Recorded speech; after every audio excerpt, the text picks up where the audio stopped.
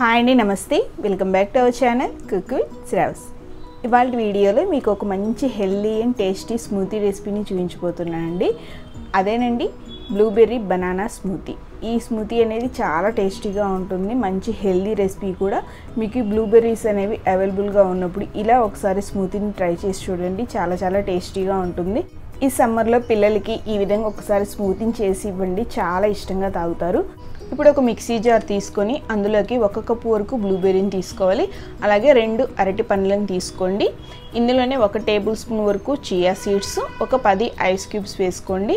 అలాగే పాలను కూడా మనం ముందుగానే ఫ్రిడ్జ్లో ఉంచుకొని తీసుకున్నామంటే మనకి ఇంకా ఫ్రిడ్జ్లో పెట్టాల్సిన అవసరం లేదండి. పాలని మనం 1.5 కప్పు వరకు వేసుకోవాలి.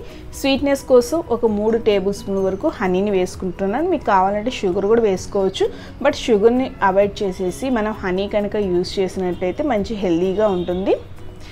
ఈ విధంగా అన్నీ వేసుకున్న తర్వాత ఇంకా వాటర్ అనేది ఏమీ యాడ్ చేయకుండా బాగా స్మూత్గా గ్రైండ్ చేసుకోండి. పిల్లలకి సమ్మర్లో స్కూల్ నుంచి ఇంటికి రాగానే కూల్ డ్రింక్స్ ఇలాంటివి ఇవ్వకుండా ఇలా డిఫరెంట్గా స్మూతీస్ని తయారు చేసి ఇవ్వండి. చాలా హెల్దీగా ఉంటారు, అలాగే పిల్లలు కూడా చాలా ఇష్టంగా తాగుతారు. తాగే ముందు మనం దీనిపైన కొద్దిగా చియా సీడ్స్ని అలాగే కొన్ని బ్లూబెర్రీస్ని వేసుకొని పిల్లలకి ఇచ్చామంటే చాలా ఇష్టంగా తాగుతారండి. ఇందులో మీకు కావాలంటే కొద్దిగా రోస్ట్ చేసిన జీడిపప్పు, బాదం పప్పును కూడా సర్వ్ చేసే ముందు పైనుంచి వేసి ఇచ్చారంటే చాలా టేస్టీగా ఉంటుంది. సో ఫ్రెండ్స్, మీకు ఈ రెసిపీ నచ్చిందా? నచ్చితే మీరు కూడా తప్పకుండా ట్రై చేయండి. ట్రై చేశాక మీకు ఎలా కుదిరింది అనేది నాకు కామెంట్ చేయండి.